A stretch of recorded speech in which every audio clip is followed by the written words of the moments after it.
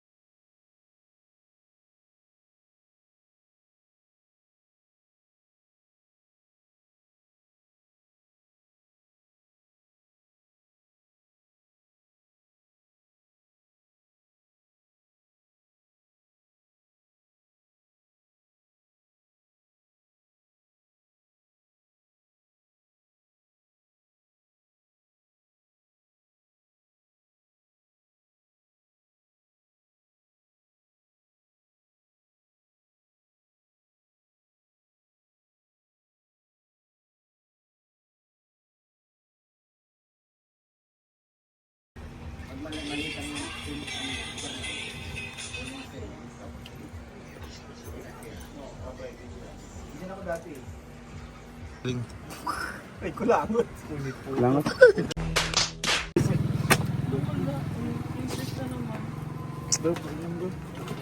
Bro. And bro, Oh. kamusta naman ang ang ating unang mission sa malayo? Unang mission sa malayo. Di malapit? Kamusta? Mabuti.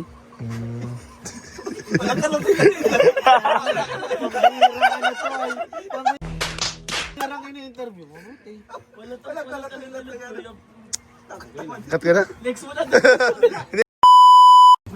So yun bro, syempre, first time lang natin dito sa makapunta sa Camp Sur ng mission.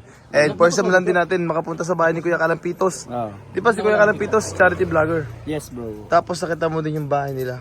Oh. Anong masasabi mo bro? Nagulat na ako siyempre bro kasi si Kuya Kalampitos is charity vlogger yan, nasabi mo nga. And isa din po siya sa nagpapabahay, Oh, bro. tumutulong sa mga mahihirap.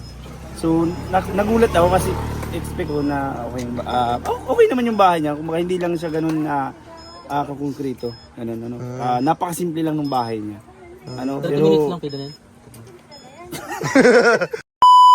Pero Pero go. ayun, pero nagulat ako kasi yung bahay niya, kumbaga, hindi niya pa mapaayos o hindi pa tapos. Pero nagpapabahay na siya at tumutulong siya sa ibang mga kababayan natin na mahihirap. So inuuna niya yung kapakanan ng iba kaysa dun sa Grabe. sarili nila. Napaka pala ni Kuya Kalampitos selfless. Yes po. Kaya nagulat talaga ako. So mas ano naramdaman mo? Humanga ka ba kay Kuya Oo, Kalampitos? Or nagahanga ako sa kanya kasi napakasimpleng tao lang niya. Hindi wala sa kanya yung wala siyang damit,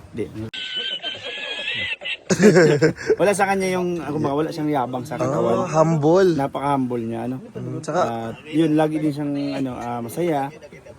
Nagpapatawa kaya nagulat din ako sa kanya.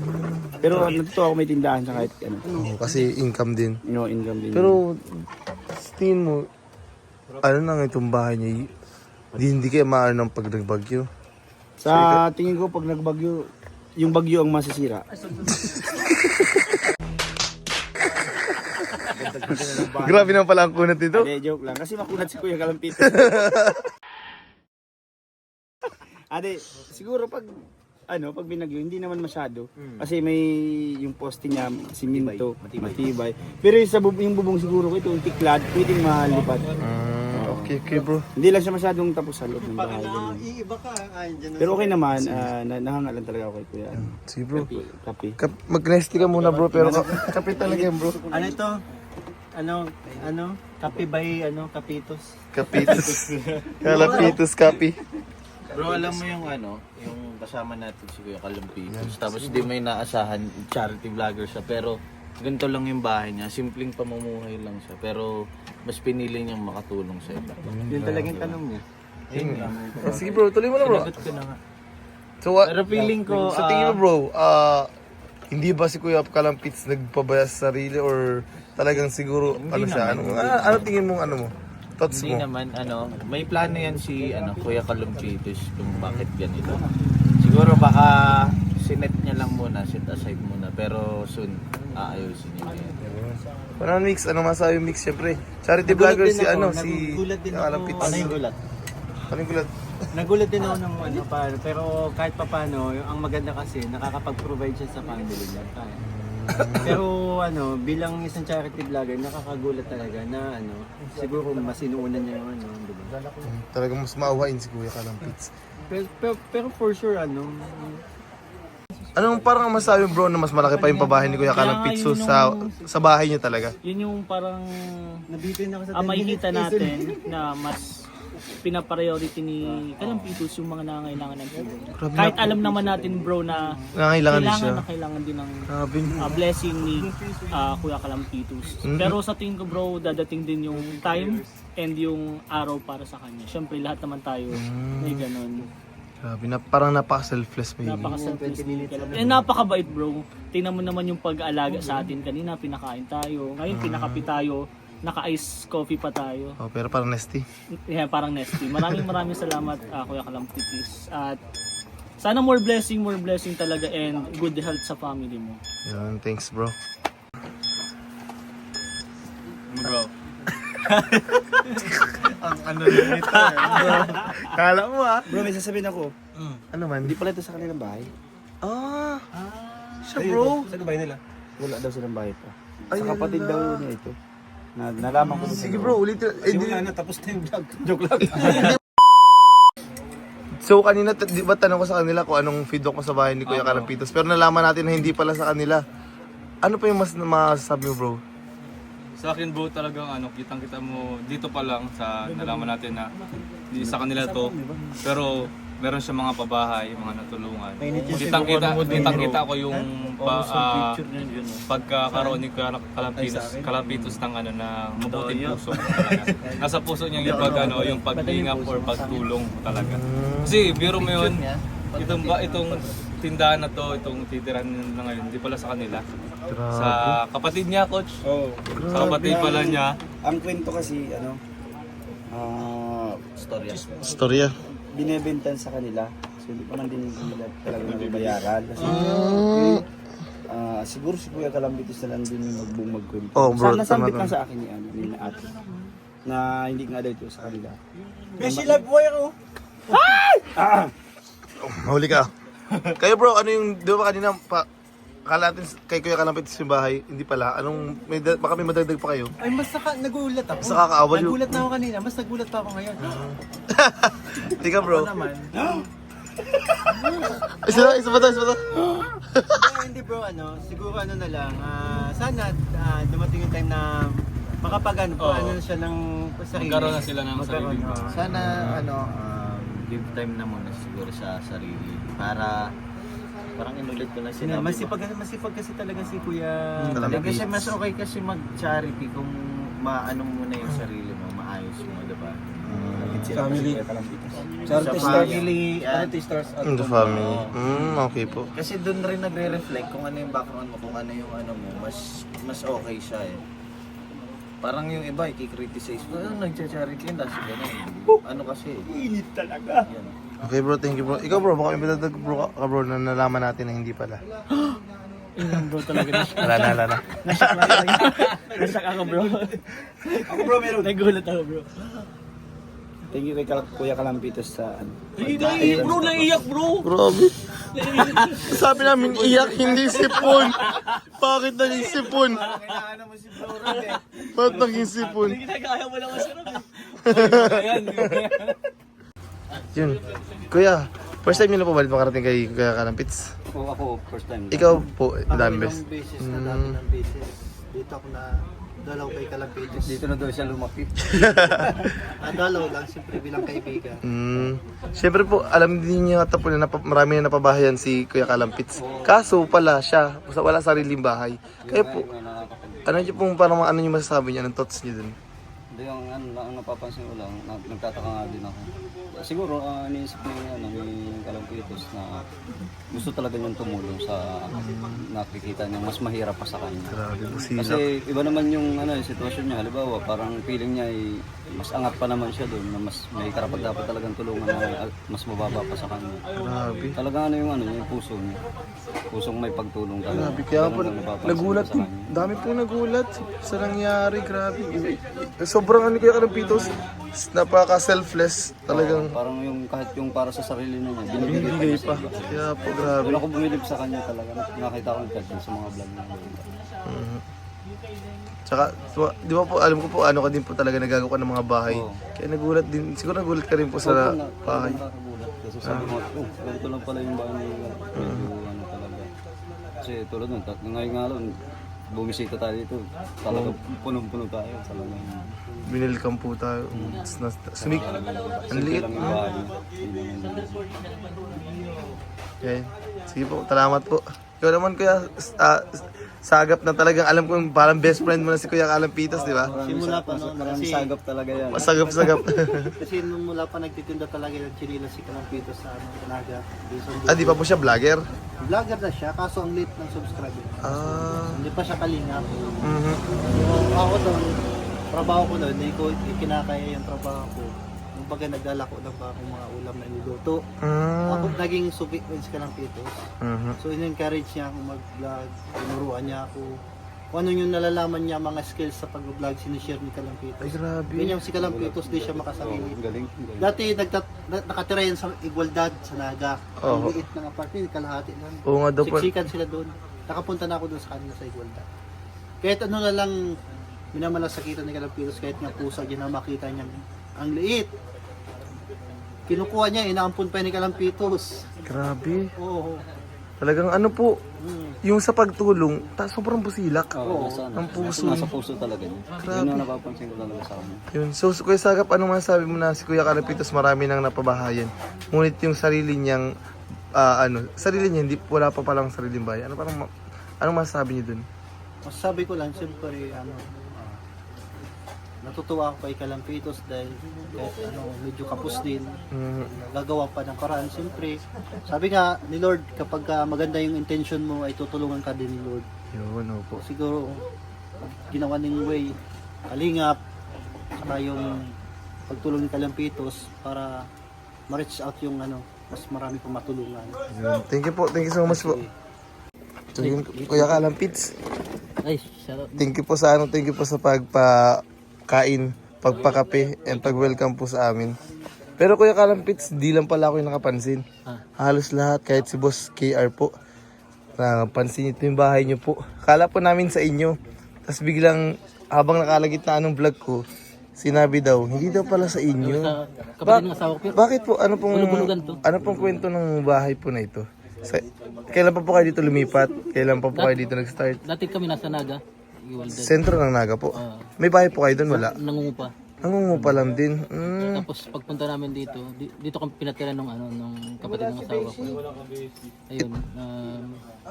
Ito pa ba yung nyo? Talagang home, pinaka-original hometown? Yun, ito. Pero doon ako sa Camnorte ako. Doon ako sa Tabugon. Santa Elena ako. Dito lang ako nakapangasawa. Oo. So, pagdating niyo po, ganito na talaga itong bahay na ito, mas malala pa. Ha? Mas malala pa yung bahay na, parang masira ba? O pinaayos nyo na lang? Pinaayos na lang. Kasi na bagay itong mga... Alos puro na po, luma na po. Ayun. Pawid po itong harap. Hindi pa sa amin to pero malapit kasi hulog-hulugan na. Inulugan pala po. Pero matagal pa po, di ba? Matagal Tagal pa. pa, hindi pa na wala pang Grabe. tira. Kasi nagulat din po kami kaya Kalampits. Na-aware din siguro yung iba po na talagang marami kayong napabahayan. Di ba po? 10 na yung Sampu na magaganda. maganda. Pero yung mismo nagpabahay pala, walang sariling bahay. Wala. Kaya nagulat po kami. Grabe namin. Sobrang nyo pong sobrang matulungin, selfless po kayo sa mga beneficiary nyo. Oo, kailangan talaga kasi kung mayroon lang naman tayong pantulong. Oo, talagang mas tinutulong nyo po kayo sa sarili. Siyempre, rin, Ikaw pa- marami rin yung mga sponsor natin doon. May mga tulong din po. Pero syempre, may mga nilabas ka rin po ng Siyempre, sa channel. nag-abono tayo. Oo, yun nga po talagang... Ikaw po, ano po yung nasa utak niyo? Bakit mas inunan niyo yung iba kaysa sa sarili niyo? Yun nga, na-inspire tayo sa kay Kuya Bal, kay Archie Halorina, tapos kay doon tayo na-inspire. Dati nanonood lang tayo sa kanila, sabi ko, gawin ko kaya ito rin to. Magbablog din ako para kaya masarap sa pakiramdam.